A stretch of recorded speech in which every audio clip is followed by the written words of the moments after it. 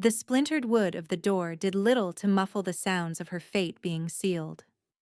Ilara sat on the edge of her thin straw mattress, her hands clenched so tightly in the rough fabric of her skirt that her knuckles were bone-white peaks in a barren landscape. Outside, in the main room of their tiny, drafty cottage, Elder Maeve's voice was a whetstone, sharpening the terms of the agreement with a grating finality. Lord Valerius's laugh, a slick, oily sound, followed, and it slid under the door like a venomous snake.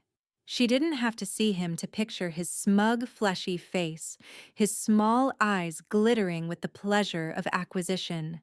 She was the acquisition. A debt, long-standing and unpayable, passed down from a father she barely remembered. The village council, led by Maeve, had decreed it so. The harvest was poor, the tithes to the capital were due, and Lord Valerius, a minor landowner with a major appetite for cruelty, had offered to clear the village's arrears.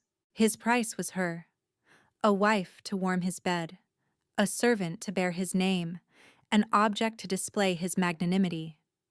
A cold dread, familiar as her own shadow, settled deep in her belly. This was the culmination of a lifetime of being overlooked, of being the orphan girl who lived on the frayed edges of the village, sustained by scraps of charity and her own stubborn refusal to break. She was a ghost at their feasts, a whisper in their gossip, a problem they had finally found a solution for. And the solution was to sell her. Her gaze drifted around the small room that had been her entire world. The rough-hewn walls, the single cot, the small wooden chest containing her only possessions, a worn dress, a comb missing half its teeth, and a small smooth stone her mother had given her before the sickness took her. It was a pathetic collection, a testament to a life lived in the margins. Yet, it was hers. And they were taking even that. "She'll be ready by week's end," Elder Maeve announced, her voice rising to carry through the wood. "Clean, presentable. You'll have no complaints, my lord." "Oh, I'm sure I'll find a way to tame her," Valerius purred, and the implication in his tone made Ilara's skin crawl. He saw her not as a person, but as a wild thing to be broken. A prize won through a transaction, not a woman to be courted. The thought of his hands on her, his breath on her skin, was a violation that had already begun. Something inside her, a small hard kernel of defiance that had kept her sane through years of hunger and loneliness, finally cracked. It did not shatter. It split open, and a slow, hot anger began to uncoil within her chest. They could sell her name, they could barter her future, but they could not have her. Not the essential part of her that still remembered starlight and the scent of wild jasmine. She would not be tamed, she would not be broken, she would run. The decision, once made, was like a physical weight lifting from her shoulders. The dread did not vanish, but it was joined by a sharp, electric current of fear and purpose. She stood, her movements silent and practiced from years of trying to be invisible. She pulled the small wooden chest from under her cot. Her hands did not tremble. They were steady, resolute. She changed into her sturdiest pair of worn leather shoes, thin-soled but better than nothing. She layered her spare dress over the one she wore for a little extra warmth against the night's chill. Into a small cloth sack, she tucked the comb, the smooth stone, and the half-loaf of stale bread she had been saving. It wasn't much. It was everything. Outside, the voices faded as the men walked away, their deal concluded. She heard the heavy scrape of the bolt on the main door. Locked in. A prisoner in her own home. The finality of it should have crushed her, but instead, it fueled her resolve. A cage was only a cage if you accepted its bars. Her window was small, barely wide enough for her slender shoulders, and overlooked the dark woods that bordered the village. The woods were her only chance. They were deep and wild, filled with stories of beasts and lost souls, a place children were warned away from. But tonight, the dangers within the forest seemed far less monstrous than the man who believed he now owned her. She waited. She listened to the settling groans of the cottage, the distant bark of a dog, the sigh of the wind through the thatch. She marked the time by the slow crawl of moonlight across the floorboards. 1 hour. 2. The village slept, secure in its transactions and its certainties. It had forgotten about her, the quiet girl in the locked room. That was its mistake. When the moon was high and cold, casting the world in shades of silver and ink, she moved. The window latch was stiff with rust, and it protested with a groan that sounded as loud as a scream in the profound silence. She froze, her heart hammering against her ribs, but no sound came from the rest of the house. With painstaking slowness, she worked the window open just enough to squeeze through. The air that met her was cold and sharp, smelling of damp earth and pine. It was the scent of freedom. She wriggled through the opening, her clothes snagging on a splinter, the rough wood scraping her skin. She didn't feel the pain. She dropped to the soft ground below, landing with a muffled thump. For a moment she crouched in the shadow of her own home, a fugitive from a life she had never chosen. She gave the cottage one last look, a place of meager comfort and immense sorrow. There was nothing there for her. No love, no memories worth keeping. She turned her back on it and slipped into the trees, a ghost leaving her own haunting behind. The forest swallowed her whole. The dense canopy of leaves blotted out the moonlight, plunging her into a disorienting, profound darkness. Branches like skeletal fingers clawed at her face and hair. The ground was a treacherous tapestry of roots and stones, and she stumbled often, catching herself on the rough bark of ancient trees. Her breath came in ragged, panicked gasps, each snap of a twig behind her sounding like the footfall of pursuit. Valerius would send men. The elder would raise the alarm. They would not let their prize escape so easily. She had to keep moving, had to put as much distance as possible between herself and the village before dawn painted the eastern sky and made her visible. She pushed deeper, guided only by instinct and the desperate hope that she was heading away from the only road. After what felt like an eternity, her frantic pace slowed. Her lungs burned and her legs ached with a deep, trembling fatigue. She leaned against the massive trunk of an oak, closing her eyes, trying to force the panic down. The forest was no longer just a place of fear. It was quiet here, a deep, resonant silence that was different from the stifling quiet of her room. The air was cleaner, the world felt larger. It was then that she felt it. A subtle shift in the atmosphere. The hum of the insects seemed to quiet. The whisper of the wind in the leaves held its breath. It was the unnerving stillness that precedes a storm, the feeling of being watched by something far older and more powerful than a village lord's hunting party. Her eyes snapped open, scanning the impenetrable darkness around her. Every shadow seemed to deepen, to coalesce. She was not alone. The certainty of it was a cold fist clenching around her heart. It was not the clumsy crashing of Valerius's men. This was a presence, silent and absolute. A figure detached itself from the shadow of a monolithic pine tree not 20 paces from her. He hadn't made a sound. He was simply there, as if he had been carved from the night itself. He was tall, impossibly so, and broad-shouldered, a silhouette of immense power against the faint starlight that filtered through the leaves. He was not a villager. He was not a hunter. He was something else entirely. Fear, sharp and primal, seized her.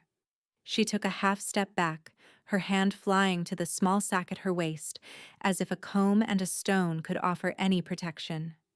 He remained perfectly still, a predator allowing its prey to see it, to understand the futility of flight.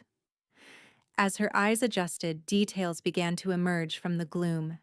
He wore dark, practical leathers, but they were of a quality she had never seen before, supple and perfectly tailored to a physique that spoke of disciplined strength. There was no visible weapon, yet he radiated a danger more potent than any drawn sword. His face was a collection of sharp angles and shadows, dominated by a strong jaw and a stern mouth. But it was his eyes that captured her, that held her pinned in place. Even in the dim light, they seemed to possess their own luminescence, a pale, stormy gray that sliced through the darkness. His gaze was not lecherous like Valerius's, nor was it dismissive like the elders'. It was ancient, and heavy, and intense. It swept over her, not with judgment, but with a startling, unnerving focus, as if he had been waiting for her, and only her, for a very long time. She felt seen, truly seen, for the first time in her life, and the sensation was so foreign it was terrifying. It was a gaze that stripped away the grime and the fear, and looked directly at the defiant spark she had guarded for so long. He took a single, deliberate step forward, and the world seemed to tilt on its axis. A strange, inexplicable pull resonated from the center of her chest, a low thrum that echoed the silent power emanating from him. It was a physical sensation, like a thread suddenly pulled taut between them, a hum that vibrated in her very bones. It wasn't frightening. Inexplicably, it felt like recognition, like coming home to a place she had never been. Her heart, which had been hammering with fear, gave a painful, convulsive lurch and began to beat to a new, deeper rhythm. He stopped, as if sensing the profound effect he was having on her. He stood there, a pillar of stillness in the whispering woods, his storm-gray eyes never leaving hers. The silence stretched, thick with unspoken questions and a tension that was more than just fear. It was destiny, coiled and ready to strike. Finally, his voice came, and it was the night-given form. Deep, resonant, and calm, with an undercurrent of iron that suggested it was a voice accustomed to absolute obedience. "Where are you going?" The question was simple, direct. It should have been easy to lie, to feign confusion, to play the part of a lost girl. But looking into those eyes, she knew a lie would be an insult.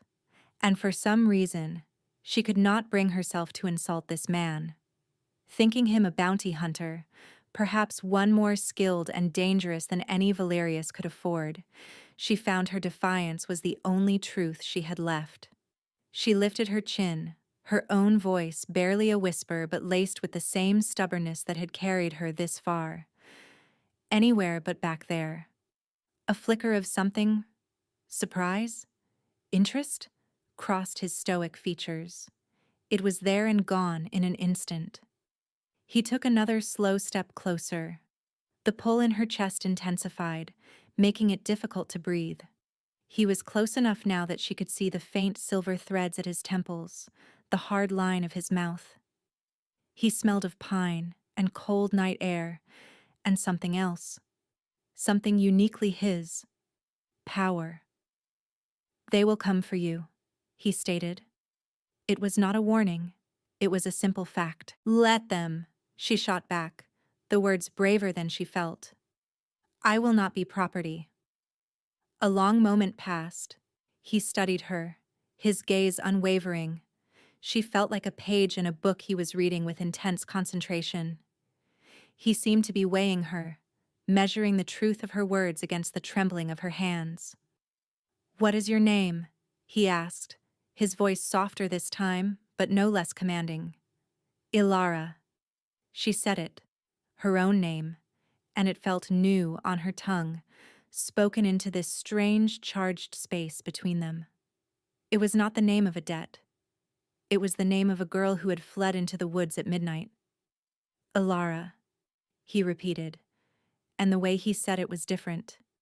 He spoke it not as a label, but as a discovery, a word of profound significance. The thread between them vibrated, a chord struck in the heart of the world. I am Kaelin.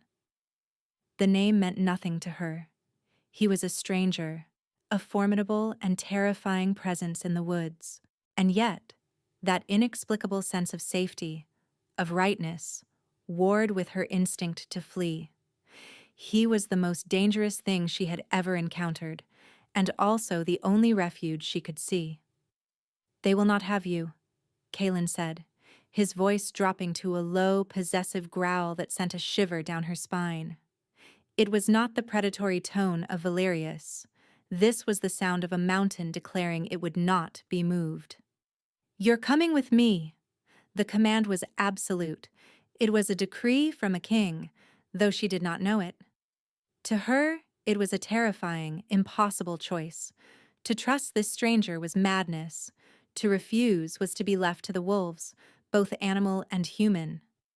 Why? The word was torn from her, raw with suspicion and desperation. You don't know me. You don't know what I'm running from.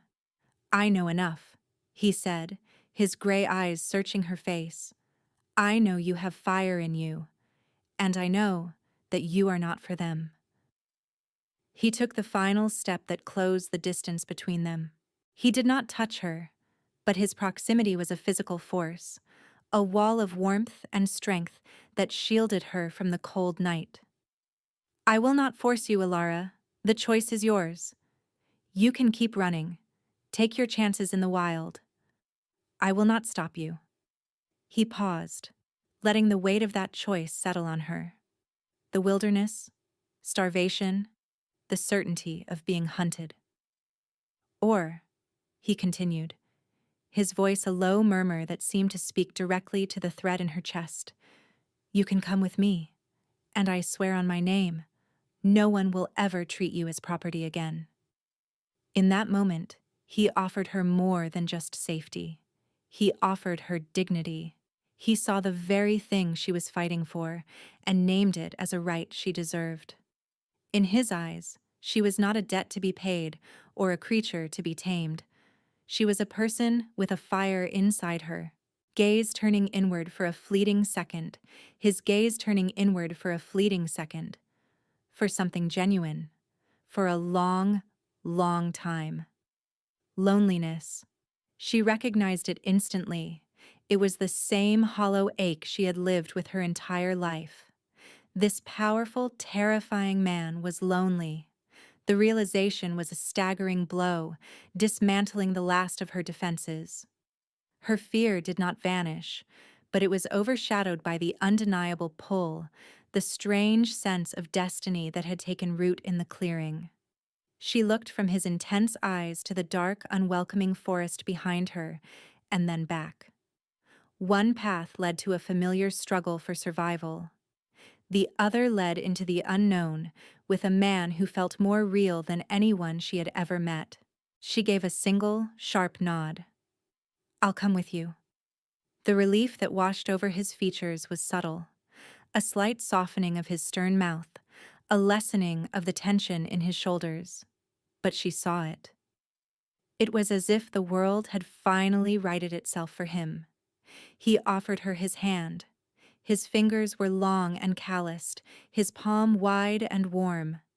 When she placed her small, trembling hand in his, a jolt, like lightning, shot up her arm. It was not a shock of pain, but of connection, of a circuit finally completed. He curled his fingers around hers, his grip firm and protective. Good, was all he said. He turned and began to walk, leading her deeper into the woods, away from her past. With his hand in hers, she did not stumble. She felt anchored, secure, as if she could walk through the darkest forest in the world and fear nothing. They walked for hours in a comfortable silence, a silence that was not empty but filled with the low hum of their new connection. As the first hint of dawn began to paragraph. As the first hint of dawn began to bleed through the canopy, they arrived at a hidden clearing.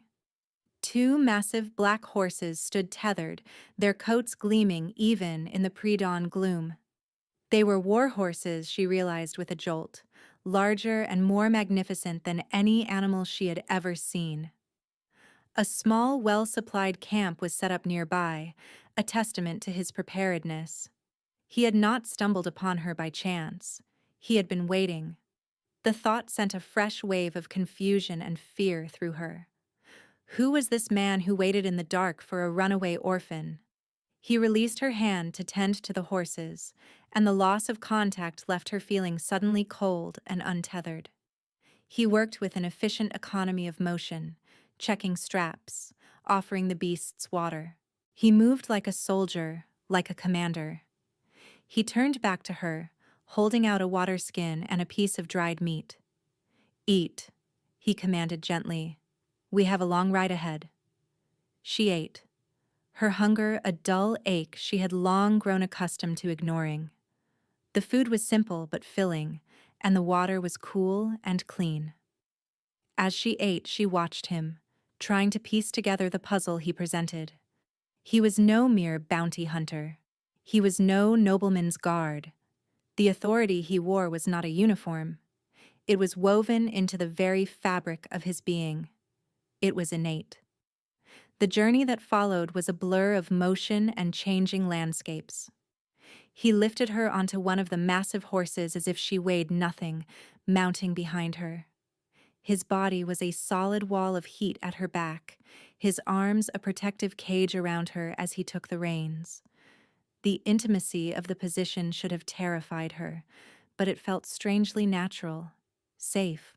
They rode hard and fast, leaving her old life farther behind with every powerful stride of the great horse. They stopped only when necessary, at quiet inns on the fringes of towns where Kalen's commanding presence ensured they were given the best rooms without question. He never let her out of his sight.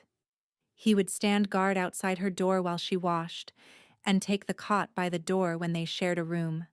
A silent, watchful guardian. He spoke little, but his actions spoke volumes. He treated her with a profound, almost reverent respect that was utterly alien to her. He made sure she ate first, that she was warm, that she felt safe. Slowly, tentatively, she began to trust him.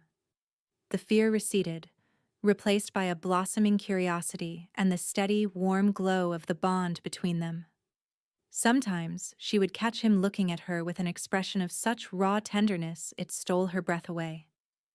It was the look of a starving man finally sitting down to a feast. Their fragile peace was shattered 2 days later. They had stopped at a larger town, a bustling trade hub, to resupply. They were in the common room of a sprawling inn, Kalen having secured them a table in a secluded corner, when the doors burst open. Lord Valerius strode in, flanked by 2 brutish guards and a triumphant-looking elder Maeve. His face was a mask of fury, his small eyes locking onto Alara with venomous satisfaction. "There she is!" he bellowed, pointing a sausage-like finger at her. The entire common room fell silent, all eyes turning to their table. The runaway property. My property. Alara's blood ran cold. The fragile sense of safety she had built around herself crumbled into dust. She felt the familiar shame and humiliation wash over her, a tide of filth that threatened to drown her. She was exposed, her past dragged into the light for all to see. Valerius swaggered toward them, his arrogance bolstered by his audience. "I don't know who you are, friend," he said, sneering at Kalen, "but you are in possession of something that belongs to me. A debt was paid, a contract was sealed. The girl is mine." Kalen did not move. He sat perfectly still, his body relaxed, but Alara, pressed against his side, could feel the sudden lethal tension coiling in his muscles. His face was calm, but his gray eyes had turned to chips of ice. Elder Maeve stepped forward, her expression pinched and self-righteous. She saw Kalen's fine clothes, his powerful build, and assumed him to be a wealthy mercenary or a minor lord who had been taken in by Alara's wiles. She sought to undermine Alara completely, to reveal her utter worthlessness to this powerful stranger. "Do not be fooled by her, sir," the elder said, her voice dripping with false piety. "She is nothing. An orphan from a disgraced line, her family name synonymous with debt and failure. She is worthless, a burden the village has graciously carried for years. Her debt is her only value. She is nothing but a bargaining chip, and you have stolen her." The words were knives, each one twisting into Ilara's deepest insecurities. Worthless, a burden, a bargaining chip. It was everything she had ever feared she was, proclaimed for the world to hear. The shame was a physical blow, and she flinched, curling into herself, wishing the ground would open up and swallow her. All the newfound dignity Kaelin had given her felt like a lie, a costume stripped away to reveal the ragged orphan beneath. Valerius, emboldened by Kaelin's silence, reached out to grab her arm. "Come, you little stray, your games are over." Before his fingers could touch her, Kaelin moved. It was not a fast movement, but it was absolute. He raised his hand, not to strike, but simply placing it in the air between Valerius and Ilara. His other arm tightened around her, pulling her securely against his side, a protective barrier of solid muscle and unyielding will.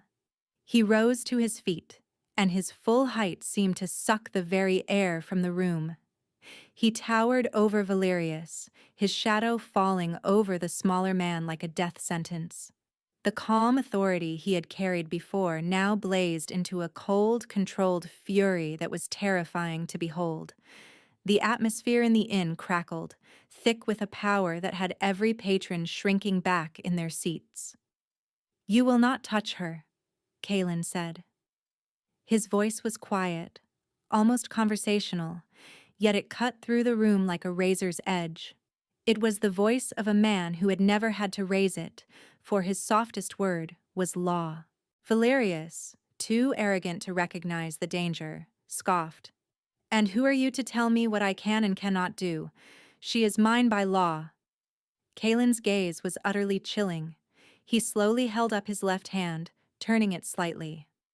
On his finger was a heavy gold ring, embossed with a seal Ilara had not recognized before.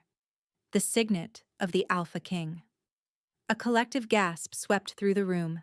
A grizzled man in the corner, a former soldier, dropped his mug with a clatter and fell to one knee. Others followed suit, their faces paling with shock and terror. In seconds, the entire common room was kneeling, their heads bowed. Valerius stared at the ring, his face draining of all color. His jaw worked, but no sound came out. Elder Maeve looked as though she had been turned to stone, her eyes wide with horrified understanding. They had not just accosted a wealthy stranger, they had challenged the king.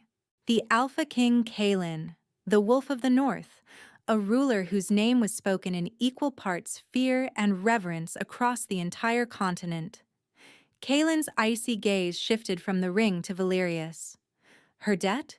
he asked, his voice dangerously soft. He reached into a pouch at his belt and tossed a single heavy gold coin onto the table. It spun, flashing in the lamplight, before settling. It was more money than Valerius would see in 10 lifetimes. "Consider it paid." He then looked down at Ilara. The fury in his eyes vanished, replaced by that same breathtaking tenderness she had seen before. His expression was a shield, protecting her from the judgment of the world. "Your past is ash," he murmured, his voice for her alone. "It means nothing to me. Your family, your village, their debts, they are nothing." He gently brushed a stray strand of hair from her face, his touch a brand of possession and promise. "You are what matters." The words were the purest form of validation, a healing balm on a lifetime of wounds.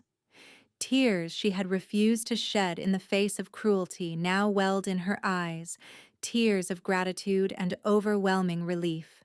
He saw her.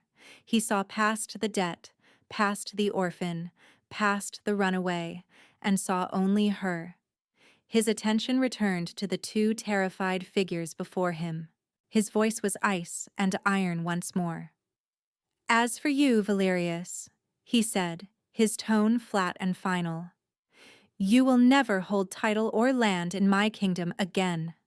Your name is struck from the rolls. Be grateful I allow you to keep the pathetic life you value so much. Now get out of my sight."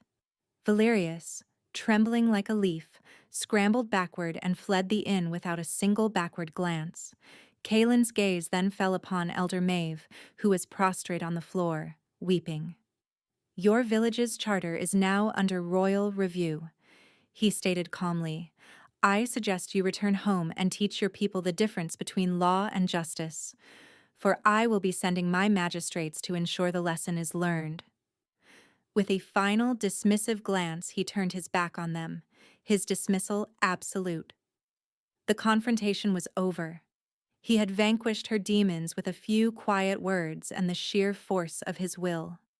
He cupped Ilara's face in his hands, his thumbs gently wiping away her tears. Was a brand on her soul. A public seal on was a brand on her soul.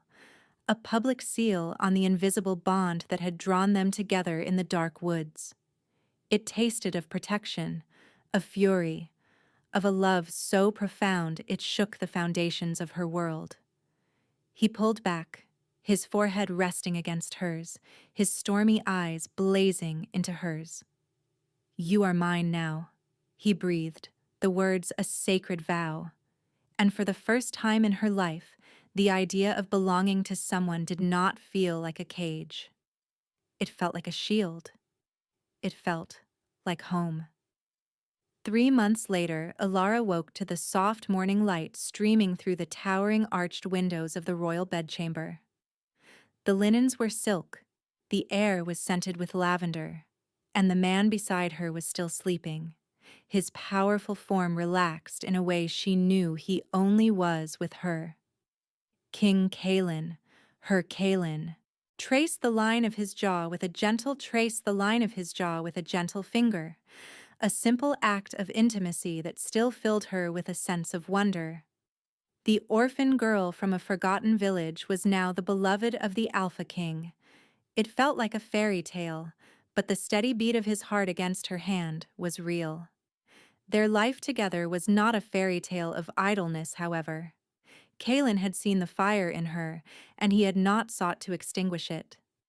He fanned it into a brilliant flame. Her past, once a source of shame, had become her greatest strength. With his full support and the limitless resources of the crown, she had established the Hearthstone Foundation, a royal initiative dedicated to relieving generational debt and providing aid to orphans and struggling families across the kingdom.